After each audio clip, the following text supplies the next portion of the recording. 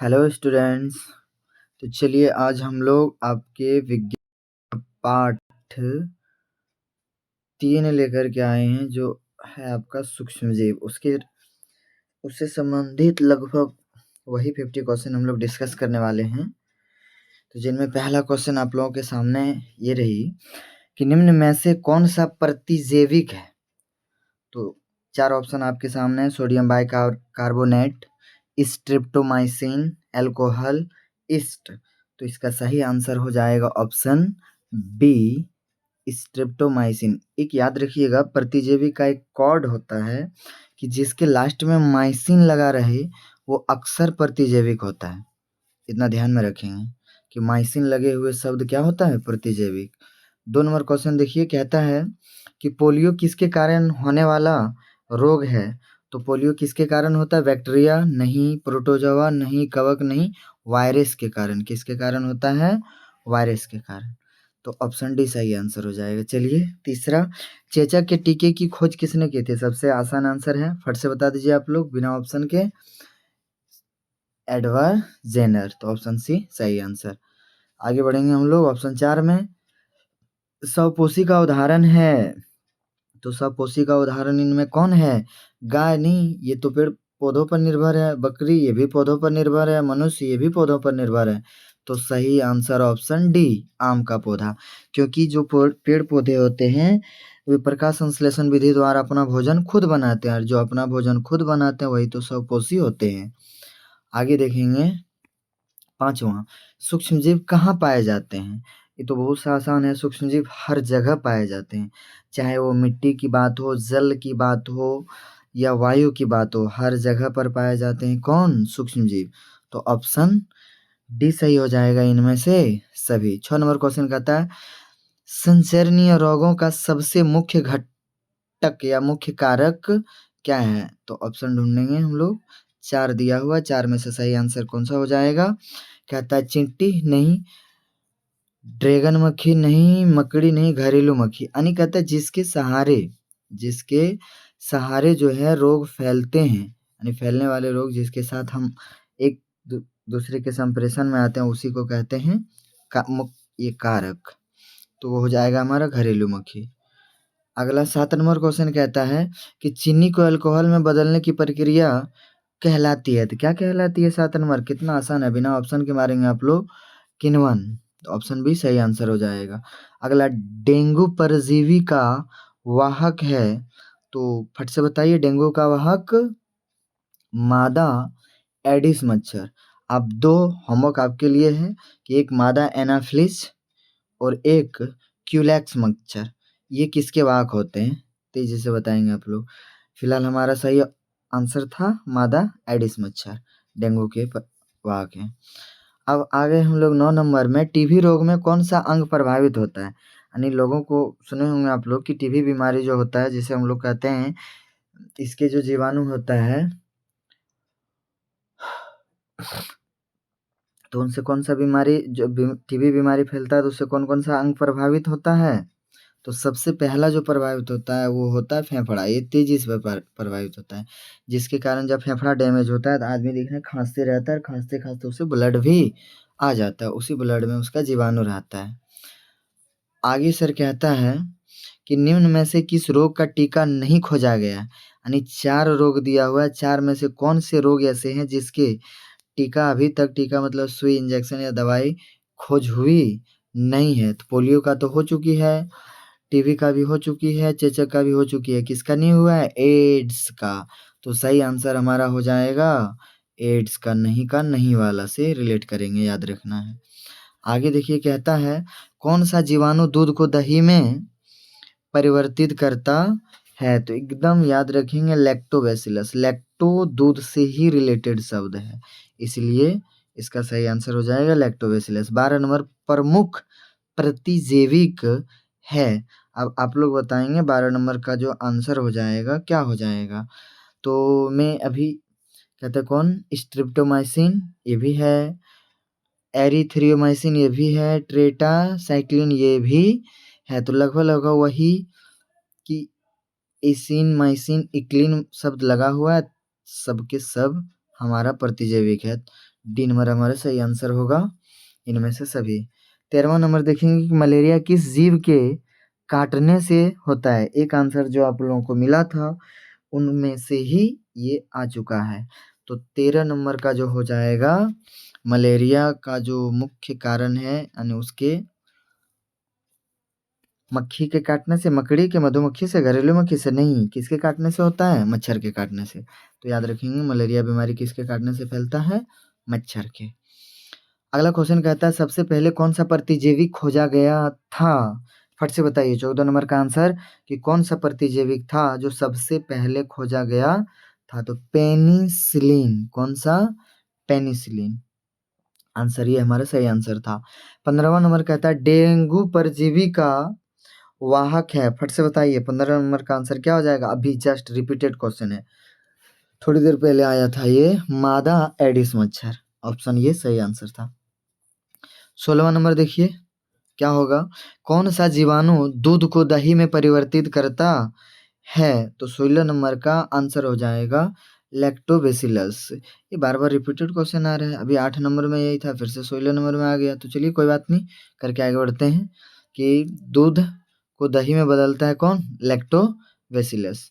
अगला क्वेश्चन कहता है कि पेनिसिलिन प्रतिजैवी की खोज किसने की थी? 17 नंबर का ऑप्शन हो जाएगा बी, अलेक्जेंडर फ्लेमिंग ने किसकी खोज? पेनिसिलिन प्रतिजैवी की खोज किया था किसने? अलेक्जेंडर फ्लेमिंग ने, यानी आंसर बी हो जाएगा। अगला कहता है राइजोपस क्या है? तो फट से बताइए राइजोपस क्या है? तो आंसर हो जाएगा ए, कवक है। अगला 19 नंबर कहता ब्रेड किस जीव की सहायता से बनाया जाता है? तो सबसे सिंपलेस्ट आंसर है ईस्ट। ठीक है, इसका क्या हो जाएगा? ईस्ट। अभी हम लोग थोड़ी देर पहले पढ़े थे लैक्टोबैसिलस क्या है? ये जीवाणु है जो दूध को दही में बदलता है। आगे देखेंगे सर नींबू में कौन सा विटामिन पाया जाता है? 20 नंबर क्वेश्चन जो है तो एकदम याद रखेंगे नींबू में हमारा ऑप्शन सी यानी विटामिन सी पाई जाती है। आगे देखेंगे 21वां नंबर जो है क्वेश्चन वो क्या है कि माइक्रोबैक्टीरियम ट्यूबरक्लोसिस किस माध्यम द्वारा संचरण कारक है? तो 21 नंबर का आंसर हो जाएगा वायु द्वारा। और याद रखेंगे यही वो जीवाणु है माइक्रोबैक्टीरियम ट्यूबरक्लोसिस जिसके कारण टीबी रोग होता है। कौन सा होता है? टीबी रोग होता है। और इससे कौन सा अंग प्रभावित होता है? फेफड़ा। तो चलिए किसका सही आंसर हमारा क्या था? बी, वायु द्वारा। आगे देखेंगे क्या कहता है कि मांस एवं मछली को लंबे समय तक परिरक्षित करने के लिए उपयोग किया जाता है कि अगर मांस मछली को आपको थोड़े लंबे समय तक संभाल के रखना पड़े तो आप किस सहारे रखेंगे, किस थ्रो रखेंगे? तो क्या करके रखेंगे हम लोग? पैकिंग के द्वारा, कि वो हवा के संपर्क में ना आ सके। तो आंसर हो जाएगा बी। अगला कहता 23 नंबर कि हैजा रोग का रोग कारक सूक्ष्मजीव है, यानी किस सूक्ष्मजीव के कारण हैजा रोग फैलता है? तो 23 का हमारा सही आंसर हो जाएगा ऑप्शन डी, जीवाणु के द्वारा। आगे देखेंगे चिकन पॉक्स संचरण का तरीका है। 24 नंबर का सही आंसर बता दीजिए आप लोग। तो चिकन पॉक्स किसके द्वारा? वायु द्वारा हाँ, जल द्वारा हाँ, सीधे संपर्क से हाँ, ये भी से। तो हमारा क्या हो जाएगा सही आंसर? Option D. सही आंसर क्या हो जाएगा? Option D. चलिए 25वां नंबर देखिए, आधा तक हम लोग पहुंच चुके हैं। कहता है कि बैसिलस एंथ्रेक्स नामक जीवाणु की खोज किसने की थी? फटाक से बताएंगे कि बैसिलस एंथ्रेक्स जो रोग है इसका खोज किसने किया था? तो 25 नंबर का सही आंसर हो जाएगा रॉबर्ट कोच ने। किसने? रॉबर्ट कोच ने। ये जानवरों से संबंधित रोग है। आगे देखेंगे कहता मलेरिया का कारक क्या? अभी जस्ट थोड़ी देर पहले हम लोग डिस्कस किए थे कि मलेरिया का रोग क्या होता है, ये कारक प्रोटोजोआ। आगे देखेंगे ये 2-3 चीज़ें हैं कि मलेरिया किसके काटने से फैलता है? मच्छर के द्वारा। मच्छर में किसके द्वारा? तो अलग अलग टाइप दिया हुआ है, लेकिन कारक जब पूछे तो प्रोटोजोआ ही लगाएंगे। तो ऑप्शन सी था सही आंसर। अगला चलेंगे 27 की ओर। 27 में कहता है इनमें से कौन सी बीमारी जानवरों में सूक्ष्म जीवों के कारण होती है? तो 27 का जो आंसर है हमारा कहता है सूक्ष्म जीवों के कारण जानवरों में फैलने वाला रोग कौन है? एंथ्रेक्स ये भी है। लेप्टोस्पाइरोसिस ये भी है। टाइलरे ट्यालेरिमिया ये भी है।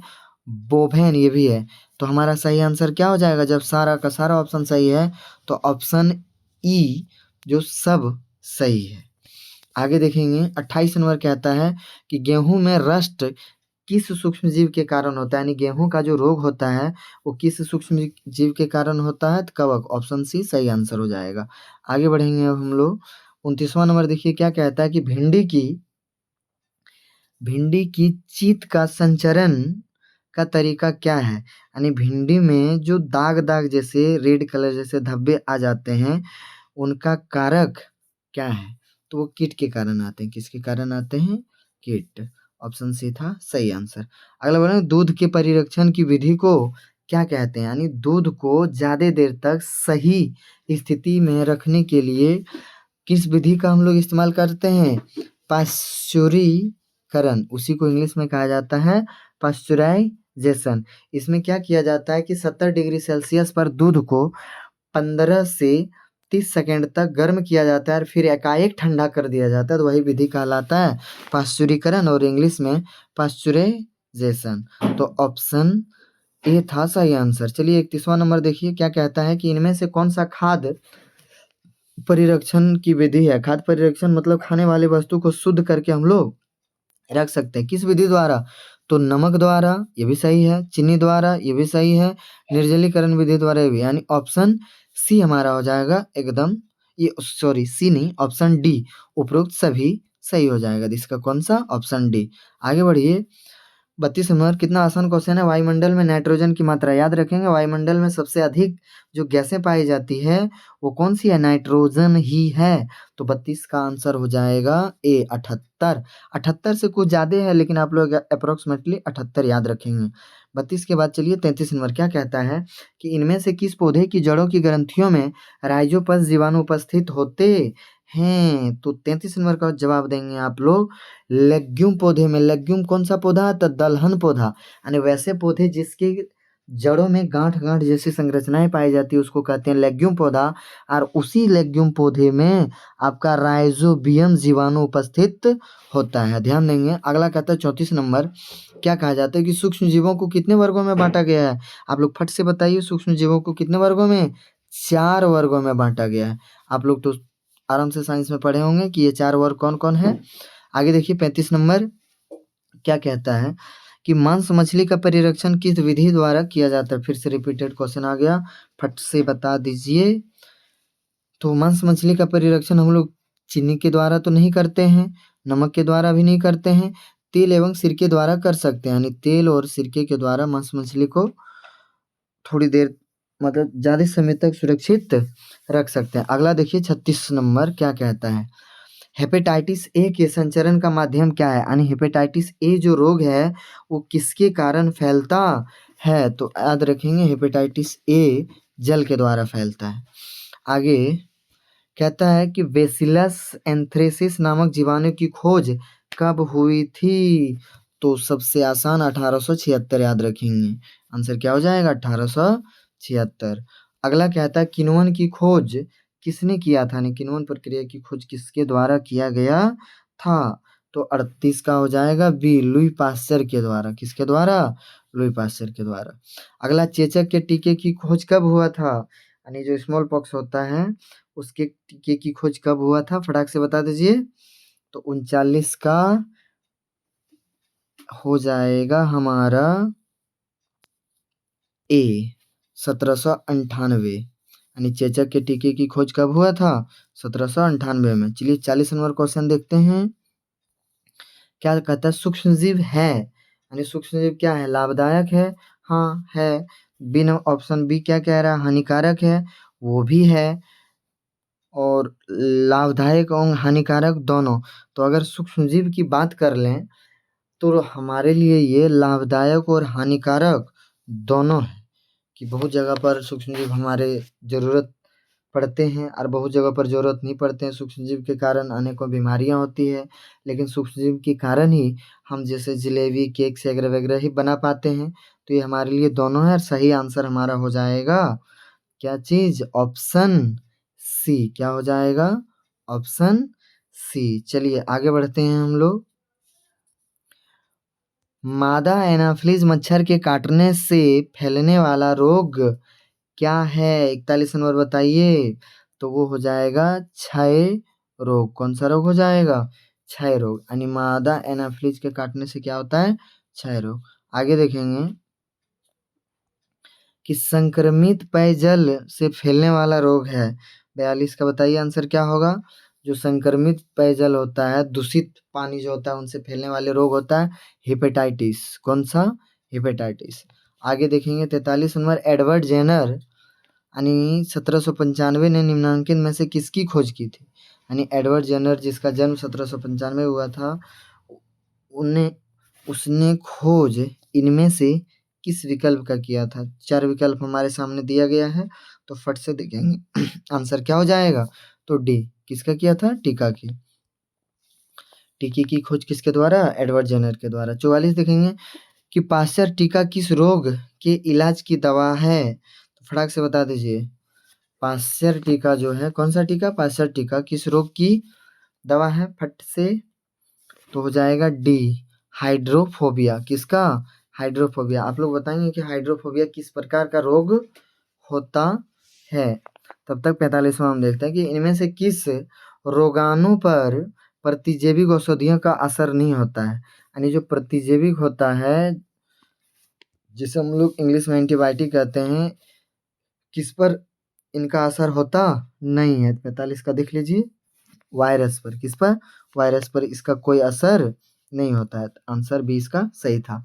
चलिए 46 नंबर अब हम लोग देखेंगे, और 2-3 क्वेश्चन बचा हुआ अब खत्म होने वाला है।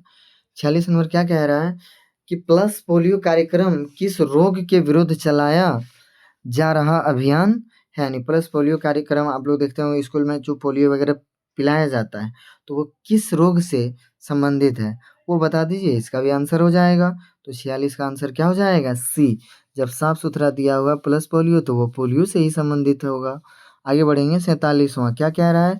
निम्नलिखित में कौन सूक्ष्मजीव का वर्ग नहीं है?